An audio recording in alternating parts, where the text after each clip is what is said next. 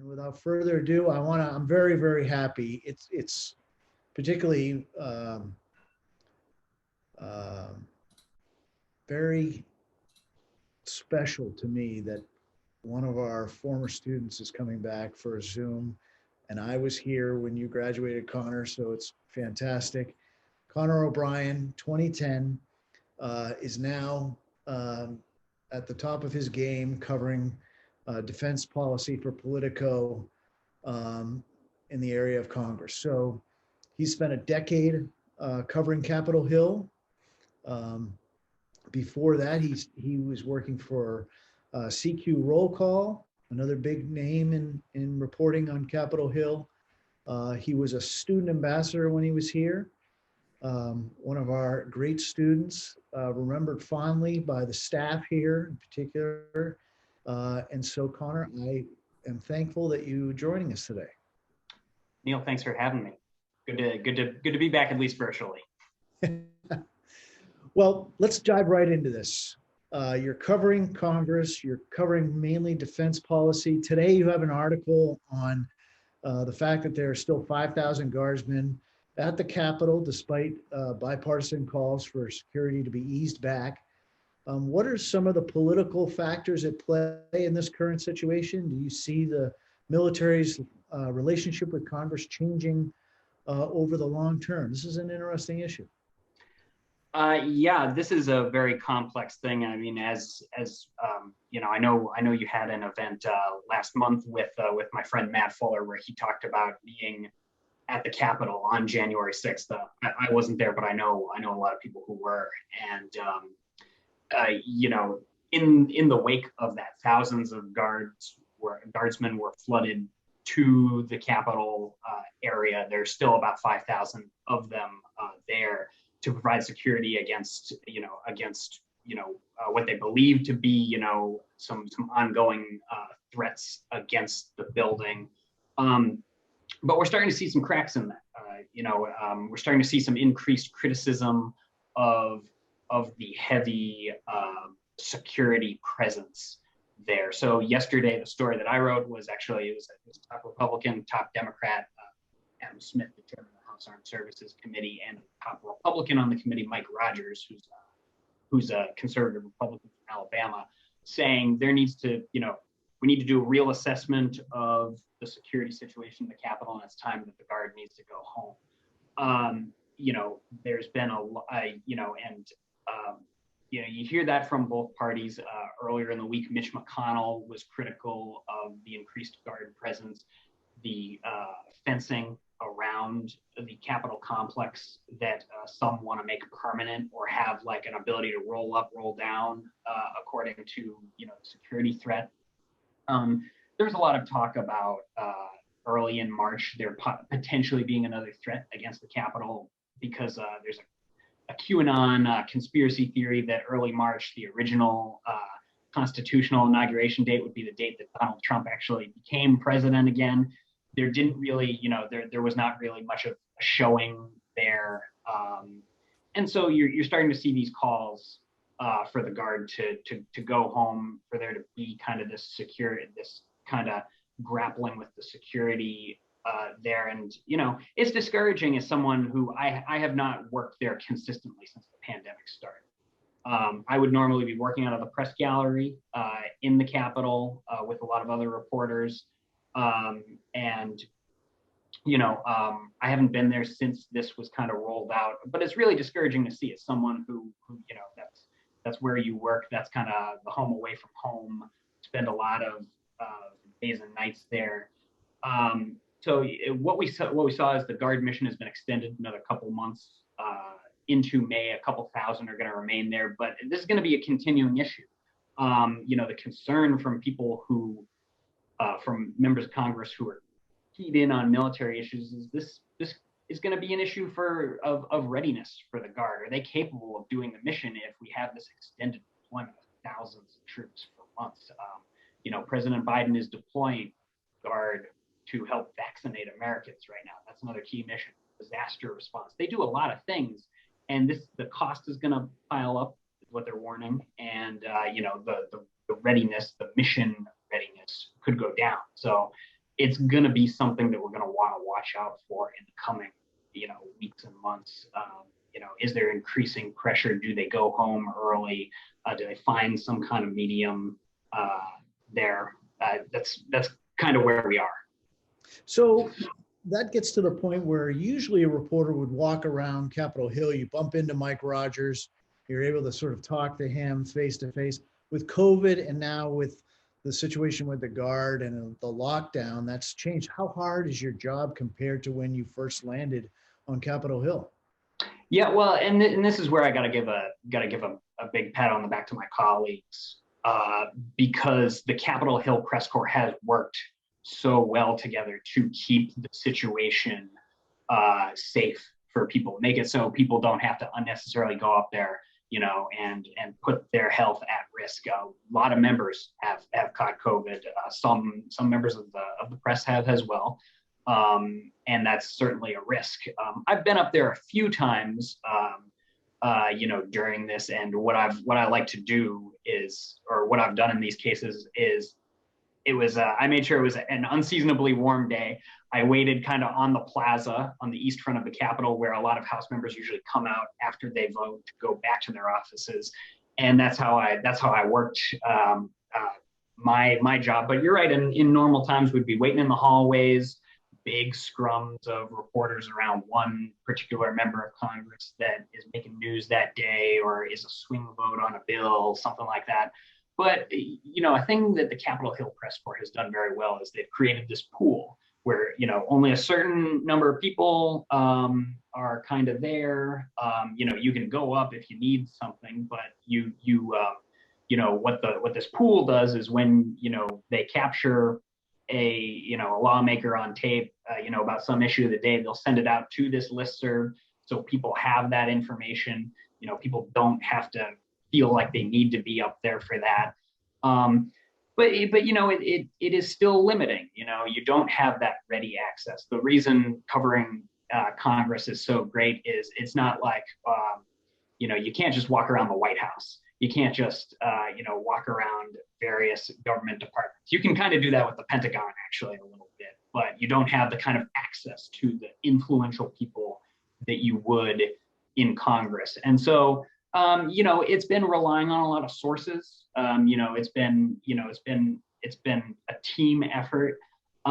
It's been limiting, but I think we've made it work in a way that I would have thought would have been very hard to do this time a year ago. So how did you fall into the beat of defense? I mean, was it something that you had an interest in, or was it all of a sudden you got assigned by your editor, hey, we want you to cover this, you did a good job, and all of a sudden this is your niche? Yeah, so it's actually, as I was kind of preparing for this, I thought back to my days at St. Anselm College, and it was kind of always something that was on my mind, always interested in politics. I came in as a politics major and was there, during the 2008 primary and everything. There was no way you could not be into politics, sitting through that primary, of Obama and Clinton, and then Obama and McCain. It's just incredible. Those, meeting so many candidates and everything like that. But I was always kind of interested in defense issues. And I think back to my freshman year, the midterm of 2006 happened and Democrats took over. And what swept Democrats into power was the unpopularity of the Iraq War. And that continued to be a thing as, Bush pursued the surge. Democrats opposed that. I remember, and so I'd say I've always had an interest in it. I think international relations might have actually been the first politics class I took at St. A's, not intro to politics. So, and then, pursued it from there. It was either my sophomore or junior year. I took an American foreign policy class, which I really loved. I took defense policy, which was taught at the time by Professor Joe Constance, who was at the research lab, who was at the library and taught out of one of the classrooms at the library. And that was super interesting. So it kind of fed into, I always really liked it. I broke in DC as an intern with I did a couple internships back to back with some national security and some foreign policy think tanks. And then, I hooked on with CQ was my first kind of real job out of college. Not doing anything national security related. I was doing more research, data entry, that sort of thing. But I showed them over time. I wanted to, do more writing. I wanted to pursue stuff. So over time, actually, and I'm sure we'll get into this later, but about the committee process and about how the House Armed Services, they mark up one big defense bill every single year. And they needed somebody to do data entry for all the votes that the House Armed Services Committee did. And, like if you follow the House Armed Services Committee at all, this one committee meeting of this like 1,000-page bill that they write every single year, they start at 10 in the morning, probably sometime in May, June, whatever. And they don't take any breaks. They keep going until they're done, at 3, 4, 5 in the morning. A couple years ago, we were there when the sun came up. And they take like 200 votes on amendments, on substantive defense stuff. They debate defense issues, defense spending. And so I was the guy tasked with putting all of that into our database. And, as soon as the opportunity to become a full-time reporter covering those committees came up, I was able to slide into that. And I've kind of been in one form or another doing that ever since. I did that for a couple of years with CQ, and was fortunate enough to move over to Politico, where I've been covering defense issues on the Hill since then. It's been about 5 years now. Well, on that, when Biden said that the authorization for use of military force, that he was open to repealing this, a lot of us sort of fell off our chair thinking, if you go back to what everyone studied in college, presidential power, it's so rare for a president to say that they'd be willing to give up some power. Tell us how that all came about, and were you surprised by that as well? And do you think it's really going anywhere? Well, that's we're on step 1 or step like 3 of 250 or something like that. I think, but that Joe Biden came out and said, he would be willing to revise these war powers. I think it is a really big deal. We were talking just before we got on here about, stimulus passed $2 trillion. That's incredibly important. And I think that overshadowed this quite a bit, for obvious issues. But, there's been this push for a very long time to revise this legislation that's been on the books since 9/11 happened and since the invasion of Iraq happened, that gave the president these powers to pursue terrorist groups, in the Middle East and Afghanistan at the time. However, I think any member of Congress will tell you it's been stretched far beyond what was ever intended, in the wake of 9/11, when we were very focused on what specifically happened. And now there are all these, various spread out threats across the world that we're dealing with. And we're using a legal authority that's almost 20 years old at this point. So, it's really tough. You need to agree on what a replacement would look like. And I don't know that there's a lot of that agreement yet, but in order to do it, I think you have to have presidential participation. They tried this when Obama was president. He the White House was active in some discussions. He proposed taking the 2002, the authorization that was passed for the Iraq War off the books, but not the 2001, which is Afghanistan and all these other used for all these other terrorist groups that we're combating now. Biden has indicated that he's willing to revise it all. The question, the question really is, what can they agree to? And there are so many steps between here and there. I mean, progressive Democrats want, limits on geography. What countries you can use. You can use military force, and they want a sunset. So it's only good for maybe a couple of years, or it has to be renewed every couple of years. Defense hawks, more conservative lawmakers would want something, a little broader, probably, that gives the president some more latitude. And I thought it was notable. I just got off a press call right before this, actually, with progressive Democrats. Adam Schiff, who's the chairman of the Intelligence Committee, Jim McGovern from Worcester, a bunch of Barbara Lee, who's the only person who voted against the 2001 AUMF. But they do think this is an opportunity. So I think, I think it's probably they're starting out of the gate. It looks better than it has before. So it's one we're going to follow. It's really critical, I think. Congress has ceded a lot of authority on how we wage our wars, and will they reclaim that? Can both parties agree on that? I think it's going to be a key debate that happens, in the coming months. So on that, some people believe that if there are any similarities between the Biden administration and the Trump administration, it might be on China. So do you see that the defense policy is really going to be focused from here on out on China, or is it going to be the Middle East or somewhere else?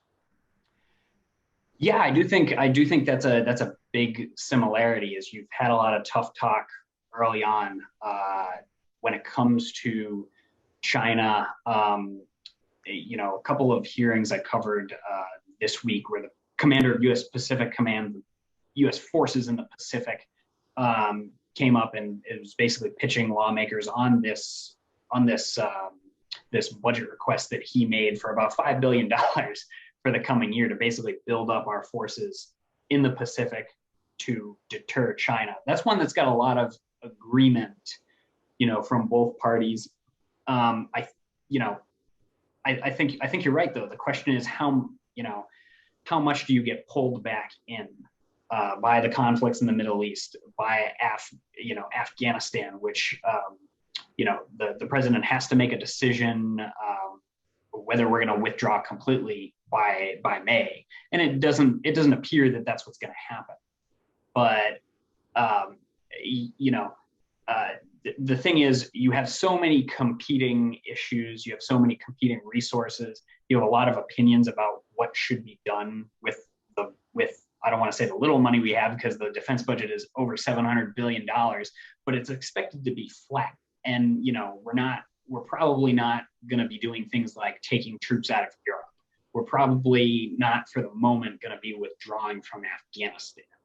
So if we want to build up in, if we want to really take on China in a military sense, deter them from, messing with our allies in the Pacific Ocean, we're going to have to make, the Pentagon and Congress is going to have to make a lot of choices about how to spend the money that they already have.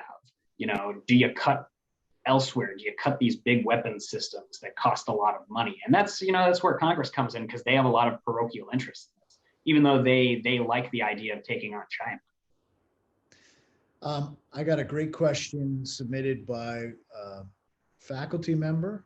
Professor Lucas asks, I think most people think about members of Congress as caring mostly about press and of their constituents that they care about. And on the other hand, a lot of defense and foreign policy goes over the heads of most people. Can you talk about why members of Congress spend time talking to journalists like yourself? In other words, how do they get out? What do they get out of it, essentially? Well, a lot of them do care about those issues. I think when I think about that, I think back to, this is kind of a roundabout way of answering it, but I guess a thing that I think about a lot is one of the reasons I like defense issues is it touches so many other things. The defense budget is huge itself. The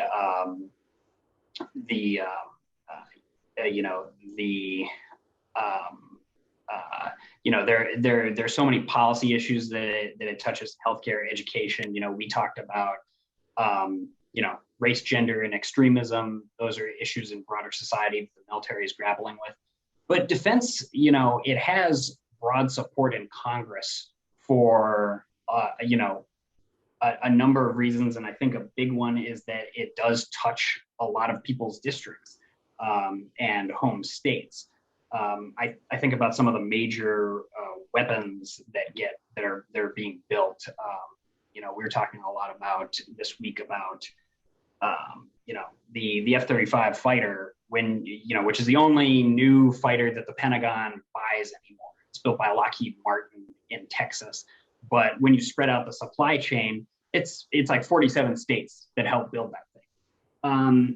Everybody has a vested interest in defense. I think there is a genuine interest on the part of many members as well. In recent years, we've seen an influx of members with foreign policy, defense, intelligence backgrounds. I think of the members who've come in just the last few years that I cover pretty regularly, like Alyssa Slotkin from Michigan, who was a Pentagon official and a CIA officer. A guy by the name of Mike Gallagher from Wisconsin, who worked on the Senate Foreign Relations Committee before running for Congress himself.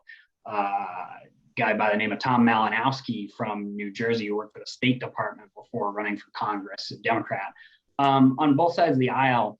And I think part of it is, they're trying to make the case that these are interconnected, that people need to care about national security. You often hear people say things like economic security, national security, stuff like that. I think that's a big part of it too. So, touching down a little bit on healthcare, you mentioned healthcare, and as it relates to defense, it's interesting. I guess that 1/3 of American troops have decided that they're not going to take the vaccine. So do you think that Biden could mandate that they take it? Obviously, you have to do what the commander-in-chief says. Is there concern? Do you hear a lot about this statistic? It's been a huge concern both the House and Senate have had the Pentagon up to talk about their COVID protocols, what they're doing to assist in the pandemic response. And, a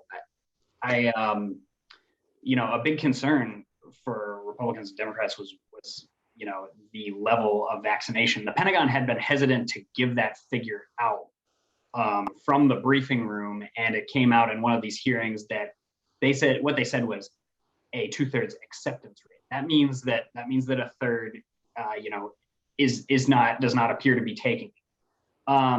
So yeah, that's a huge concern. The thing there that they run into is that this is an FDA approved drug. It's operating under all the vaccines so far are operating under an emergency use authorization. So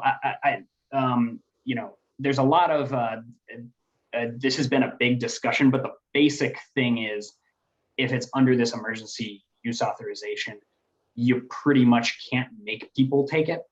I think there's a longer legal path to maybe do that.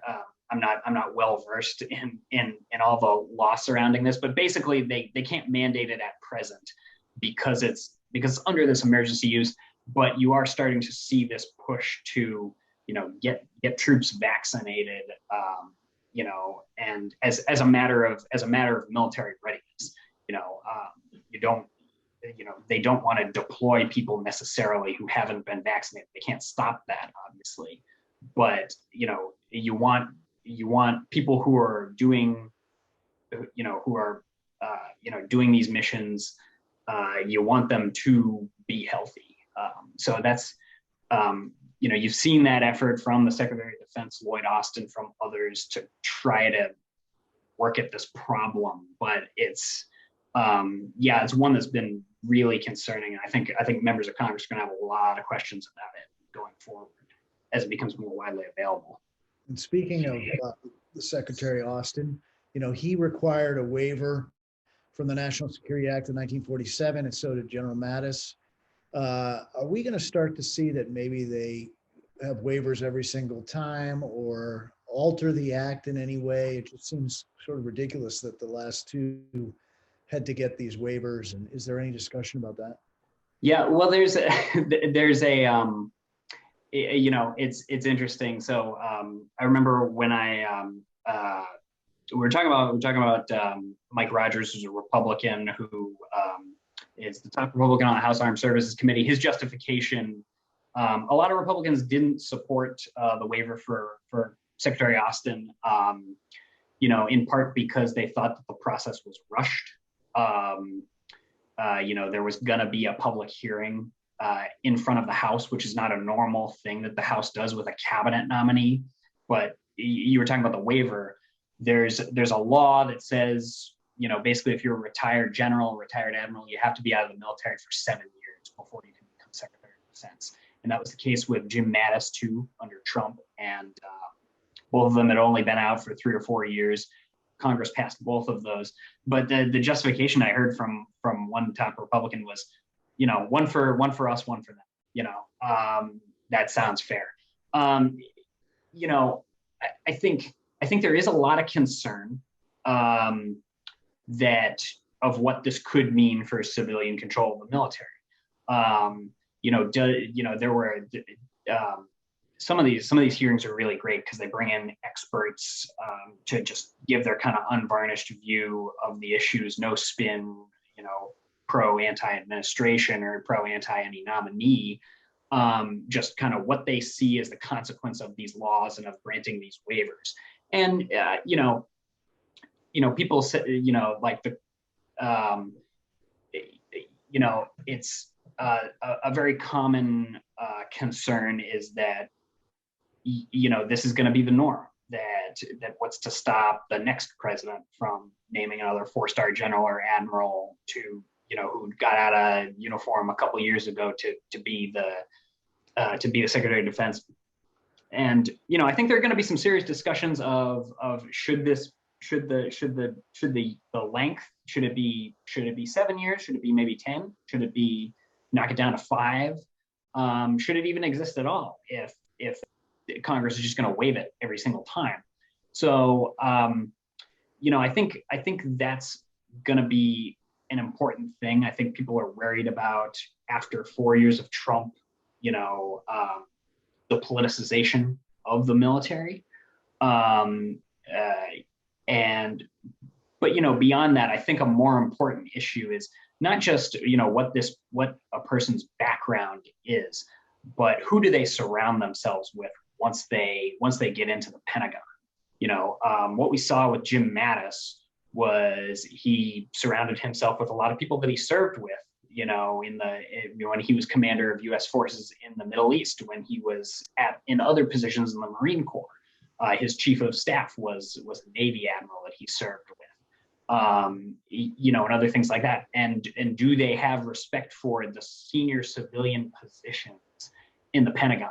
So there was, it's a small detail, but there were, members of Congress who pushed Austin on this and, got his commitment to empower a lot of these senior civilian positions. So that's going to be one that will take time because there are only 2 Senate confirmed people in the entire Pentagon right now. Everyone else is an acting official, and Biden still hasn't named a broader slate of people to run like the military services and take charge of all these senior positions. So that's going to be key too. There is a lot of fear out there though that this is kind of a slippery slope. That why does this even exist if Congress just waives it every single time? So let's get into something a little fun, and that is that Fox News Tucker Carlson really mocked the Defense Department and the military, and they responded sort of indirectly, but they still responded. Were you surprised about that? What was the real behind the scenes talk about what he said, and was there blowback on Fox? Is there a lot of competition too amongst all of you, particularly on the ground level as reporters? Competition, but a healthy competition, I think. I will couch this and say that I'm not a Pentagon reporter, but I know a lot of great ones. You know, I was kind of surprised how they took that on, directly. But frankly, frankly, I kind of subscribe to the view that the, this was, I would be more concerned if this was an attack directly on a news journalist, not someone who does opinion for who's an opinionated person who's not doing straight defense journalism. And I think there were a lot of, frankly, bad faith elements of that attack. And that said, there are great journalists at Fox News who do a lot of great reporting at the Pentagon and elsewhere, and are not that's not them, and so it does get at what I think is going to be a broader theme of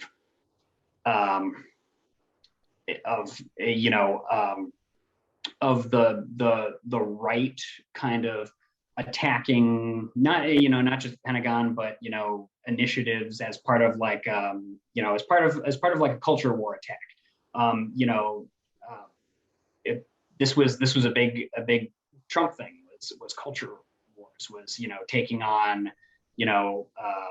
was kind of, and using that to rile up the base.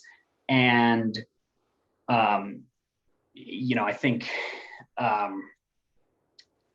I think we're gonna, we saw this a little bit with the attacks on when the Secretary of Defense ordered a what's called a stand down, which is basically where the military takes a day and they discuss an issue of importance. And this one that he ordered across the military services was to discuss extremism in the ranks.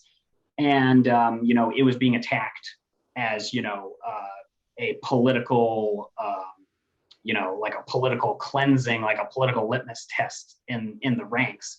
When there are some findings showing that the military doesn't have a really good sense of extremism in the ranks, and this is stuff that took place post January 6th.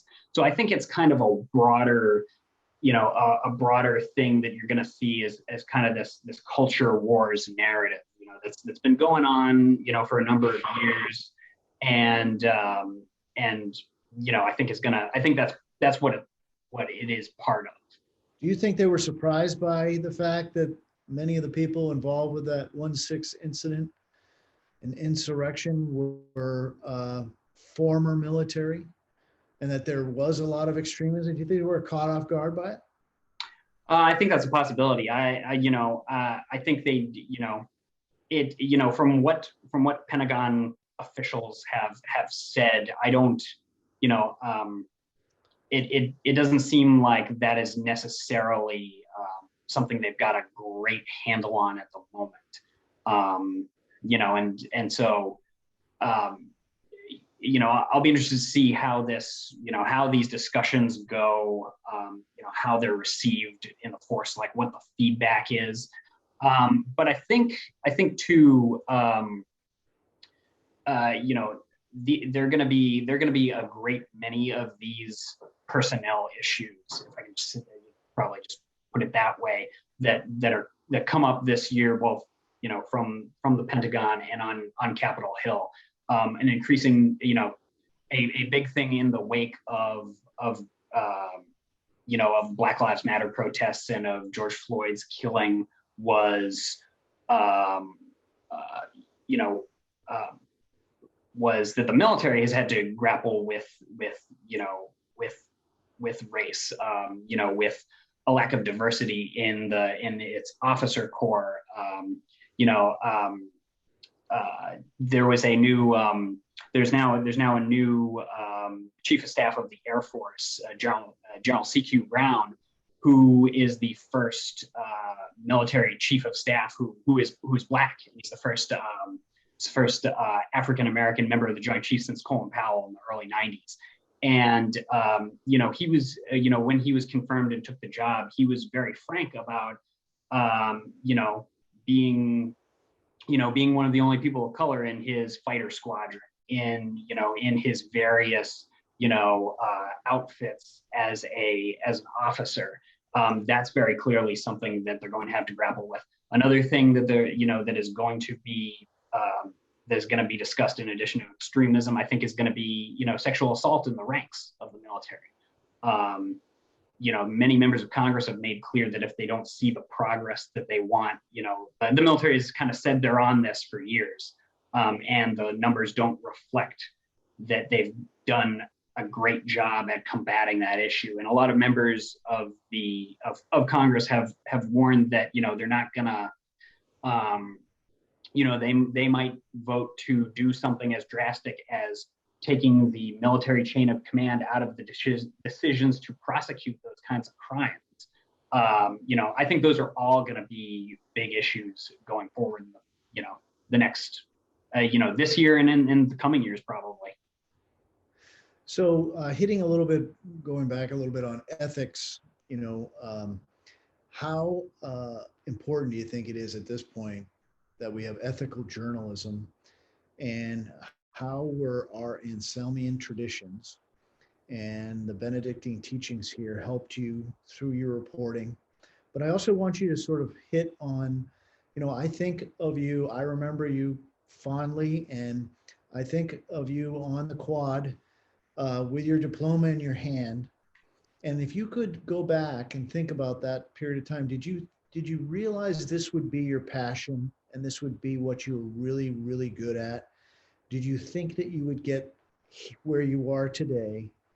And what kind of advice would you have for students that are, you know, the same questions that were asked in 2010 of me are asked every day, which is, I don't know what I'm going to do for the rest of my life. And it's hard to sort of negotiate back, but I'm wondering if you could shed some advice for students that are listening.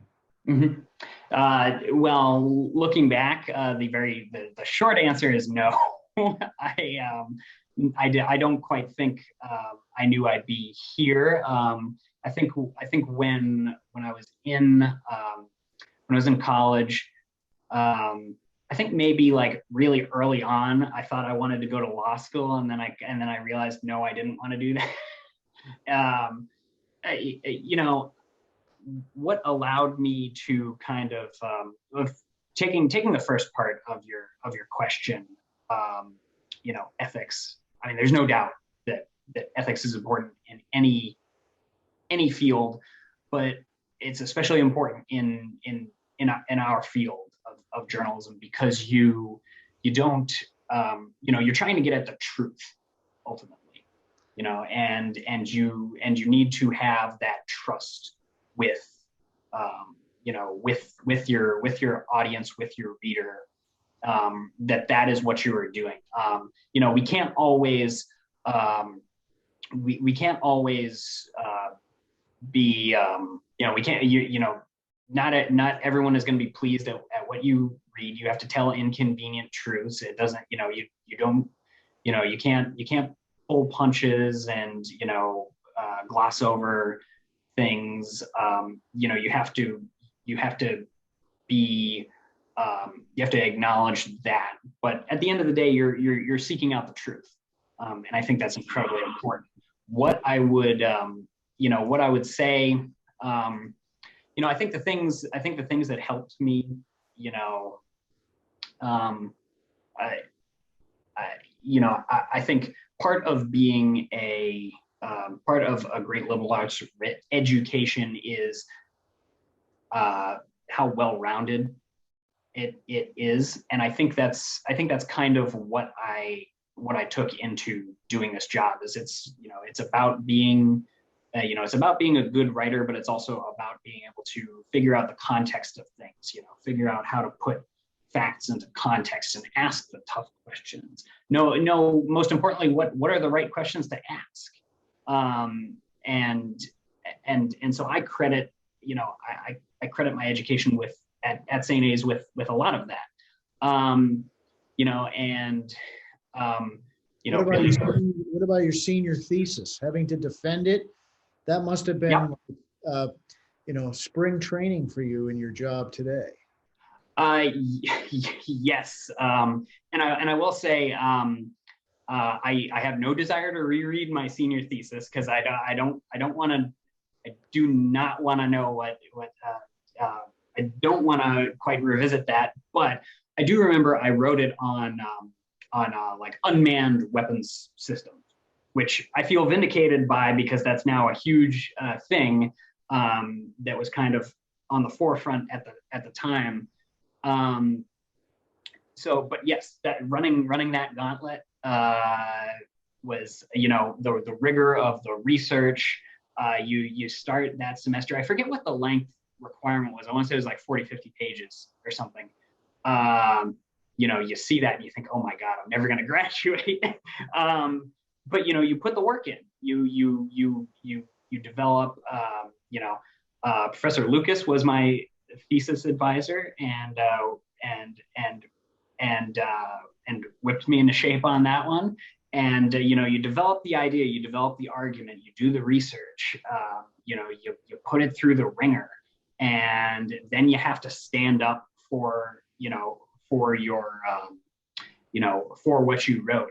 And that's a very key tenet of journalism. You got to write something that you can stand behind, that's supported by what you're able to, the facts you're able to gather, people you talk to, sources you have.